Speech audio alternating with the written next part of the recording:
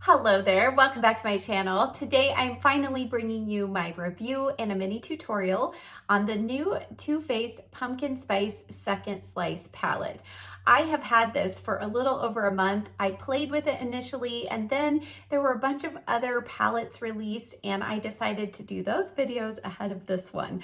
So today I'm finally getting back to this, and in today's video I'm going to do what I did with my last palette review. We're going to start off with a tutorial on this look here, which by the way, I do love how it came together. It just speaks early fall to me with this nice matte eye. And then I'm going to give you swatches. We'll talk about the packaging and the pricing, and then I'll share my thoughts on whether or not I think that you need to come back for a second slice of pumpkin spice. If you're new here, hit that subscribe button. Now let's get started with the tutorial. So I started out by priming my eyelids with the NARS Tinted Smudge Proof Eyeshadow Base in Light. I like to do that when I'm doing an all matte eye. All right, going to the palette, I'm going to start off with this shade right here. This is called Everything Nice, and this is a little too dark to be a highlight shade, so I'm going to go just below the brow bone. And what I'm going to do, the purpose of this shade, even though it's not brightening that area, it is going to give me something to blend the crease shades into. And I'm using the Sigma E50 to do that. And then real quick, if you'll allow me to dip into the Extra Spicy palette from Too Faced, I'm gonna go in with this bright shade at the top called Vanilla Wafer, and that is what I'm going to use right under the arch of the brow, just for that little bit of lift. All right, in the crease, I'm going to go on to this shade right here, which is a matte butterscotch shade. It's called Crust Issues. Cute. And I'm using the BK Beauty 201 brush. And I want this just to be lightly diffused through the crease. So that's why I'm using such a fluffy brush here. Just kind of want this color in the end to kind of peek around the edge. We're going to keep deepening these colors up as we go down towards the lash line. And staying with that same brush, we're gonna go in with this shade right here, which is actually one of my favorites, called Eyes on the Pies. And I am tapping my brush off. That's very important to note. These are somewhat soft mattes. They do kick up a little bit in the pan. So you just want to pressure brush in and tap off, but the pigment applies really well to the eyes. And I'm going to do a second layer of that. And you can see I'm starting in the outer corner, really swirling my brush, and then working what's left on the brush in towards the inner corner. Now we're gonna deepen things up just a little bit. I'm gonna go in with the shade right above that one called Spice-tacular. I'm using the BK Beauty 208 brush. Again, tapping off the excess. And this time I'm going to start right at the lash line. You can see I'm just patting, and then as I go up, I'm doing little swirling motions, but I do want a lot of that pigment to stay right here at the lash line. And I'm just going to tap, tap, tap, tap, tap it over. This is not a difficult eye look to do, even though I'm using a few different brushes. If you saw my brush video, you will understand the differences between the brushes and how much shadow is applied. But because I want more pigmentation, I'm using this smaller brush right here. All right, now I'm going to go to the 206 brush, and I'm going to do a combination of those two shades. So combination of Eyes on the Pies and just a dip in Spice-tacular. And now we're just going to use this brush to really diffuse the edges of those colors. Oh, isn't that just so pretty? This is what I would say is kind of like a muted fall look. And these are my kind of colors. It's not really red, but boy, it really does remind me of a fall leaf, doesn't it? Oh, just love that. Okay, I'm gonna wipe off that brush really well. And on the lid, let's start off with a little bit of the shade we put at the top of the crease. Everything Nice. And I'm just going to pack this on the lid. So you can see that shade has a little bit of brightness, but not much for my skin tone. If you're a deeper skin tone, this would be a really nice brightening shade. And then I'll just gently blend through the crease there. And there we go. And then as a finishing touch before we do liner, I just like to go back with the 201 brush, no extra product, just blend around the edge of those shades. And if you feel like you aren't getting a really great blend, you can go back with this shade right here that we started off with, Everything Nice. Go right on the edge. And if you feel like you want a little more of the butterscotch shade, you can go back with that. Just a tiny little touch of that. In my upper rim, I'm going to use the Stila Smudge Stick in the shade Spice.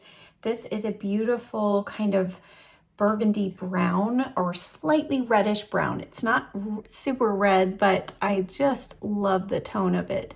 And when I go in the upper rim, I just do tiny little almost dots and then stroke out. I wear hard contacts, so this isn't as easy for me to do. If you don't wear contacts, you can just go right in and swipe this on without any problems. You can see once my eye stops watering, it just deepens the lash line ever so slightly, but it's not covering up those beautiful shadows. And then I'll use just a tiny little bit of that here on the outer corner on the lower lash line. I'm going to connect it right into the corner. And we're really just working this right into the roots of the lashes. Then I'll go in with the Morphe M432 brush.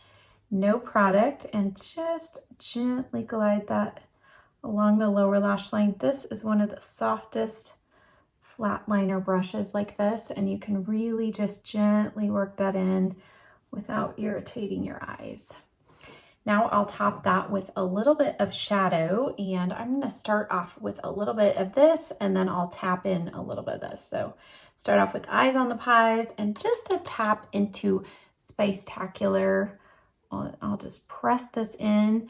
This is one way to help your eyeliner stay in place better, is to set that cream with a little bit of powder. And then I'll wipe off that brush, and I'm going to go in with a little bit of this shade right here, Crust Issues. And I'm just going to press this in right kind of from the center point in towards the inner corner. One final step with that brush, I'm going to go in with just a little bit of Spicetacular, and I'm just going to press this on the top part of the lash line, just right into the roots of the lashes. It's not going to be real defined, but it is going to add just that tiny little extra bit of depth there at the lash line. All right, that is it for the eyeshadow. So now I'm going to clean up under the eyes, apply some mascara, and I'll be right back. All right, I also went ahead and fixed my hair so we can just finish out this video. For blush, I'm going to go in, this is But First Coffee from Bare Minerals. I'm using the E4 from Morphe, and it's a very deep shade, so real light hand, but I love this color in the fall. I think it's such a pretty shade. Just tapping a little bit in and building slowly. Don't want to get too out of control with this color. For highlighter, I want to keep it pretty soft and subtle. So I'm going to go in with the Laura Geller highlighter in French Toast. This does not have any shimmer. It just adds a little bit of light to the tops of the cheeks. And then I'm going to use a tiny bit of this on the inner corner of my eyes as well. Since we did an all matte eye, I just kind of want to keep this nice and bright, but not shimmery, so we don't take over the look here. For lips, I already applied the Maxx Soft Ochre Paint Pot around the edge. And now for liner, I'm using the Charlotte Tilbury Lip Cheat in Iconic Nude. And for lipstick, I have really been debating this. You could really go a lot of directions. In fact, MAC O would be beautiful with this, but let's try a new one from Too Faced. This is the Cocoa Bold lipstick, and this is the shade Milkshake. This does have a chocolate scent, but it's not super overpowering. Very pigmented. So far, I'm enjoying that formula. And then for just a little bit of some gold and sparkle on the lips, I'm gonna go in with the Charlotte Tilbury Lucky Diamonds. This has some shimmer and sparkle. I've been topping everything with this lately, and I really like it. This is what that shade looks like all on its own. So it has shimmer and sparkle, but it's not quite as sparkly as the Pillow Talk shade. All right, now here is the finished look. And I don't do all matte eyes very often, but I really love this combination. I think it's really soft and sophisticated looking, and it has just that little hint of fall color, but I don't feel like it's overtly red or overtly orange. So now let's get into the specifics of this palette. This palette retails for $54. I know, they keep raising the price every year. And this year I was really disappointed because they put it in cardboard packaging. Previously, these seasonal palettes were in the metal tin, which I think gave it a little more feel of luxury and quality. Now, the design of the palette's super cute. We do have that full-length mirror on the inside, and we still do have 18 shades in here. Now, I'm gonna pop up on the screen some swatches. You will note that there are 10 matte shades, and then the other 8 all have some level of shimmer. The one called More Please it's a matte with glitter sparkle in it, but all the rest are shimmer or a satin finish. Now, as for the formula of the shadows, as you saw in the tutorial, I used all of the mattes, and those blended well. They were pigmented, and even though they're a softer formula, I mentioned kind of tapping your brush off, overall my palette does not look really super powdery, and I didn't clean it off. There might be a few little particles of shadow in the ones that I used, but overall it's not overly dusty. There isn't tons of fallout with those mattes. The shimmers, all in all, they do have pretty good pigmentation, but that does vary. A couple of the shades, the one that is labeled Pick of the Patch, this one was a little disappointing. I thought this was going to be a lot more pigmented and give off a little more olive color, but you can see it really does not show up well, and this took quite a lot of layering. The shade that's called Whip It Good, I do love that shade, smooth, buttery. All of these are nice and buttery soft, and the one that's labeled Fall Feels, this is a really nice smooth formulation with good pigment. All right, now let's get to the crux of my thoughts on this palette. Overall, as I said, the mattes, so all 10 of the mattes I feel like perform well. And the shimmers, therein lies part of my issue with this palette. I swatched all of the shimmers here side by side, except for the sparkly green and the purple. Overall, I just feel like these 4 shades are so similar. I mean, these two are almost identical, and then we have this really warm gold, and then this one, even though it looks a little pinky on my hand, when I've used this on my eyes, it still comes off pretty warm gold as well. And then this one has kind of that gold shift. So all in all, these are your only shimmers that you really have to work with for the lighter shimmer shades. I just feel like, again, we have a lot of overlap. And so if you want to use a shimmer, these are your options. And so that's why today I did not use a shimmer, because I have loved the all matte looks I've done with this palette, but I haven't loved the ones when I bring in these really warm gold shades. Now, as I mentioned in a previous video, these seem to be the shades we're seeing coming out in a lot of palettes. So apparently there are a lot of people who are fans of this, but me personally, these aren't shades that I love to use. So for a light shimmery shade, this is basically my one option in this palette. Now, the other issue is similar to what I've talked about before in their Better Than Chocolate palette and also last year in the Cinnamon Swirl palette. We do have a lot of overlapping shades even in the matte colors. So these three shades, so this one, and this one are all very, very similar in tone. And I mean, just a slight variation between these three. And then we have two that are almost identical as well. These two, this just has the slightest little bit of pink, which I actually think that makes this color unique. And I actually love this shade. So all in all, $54. Downgraded packaging and a lot of overlapping shades makes this palette just kind of so-so for me. I feel like if you are looking for a nice fall palette that gives you some variety and just some different things, I would say go for the Tarte Maneater After Dark palette, or I just reviewed the limited edition Tarte Amazonian Clay eyeshadow wardrobe that is in their holiday set. I mean, these two palettes alone are the same price as this one palette from Too Faced, and I feel like you're getting a lot more variety, really great quality, lots of different shade options.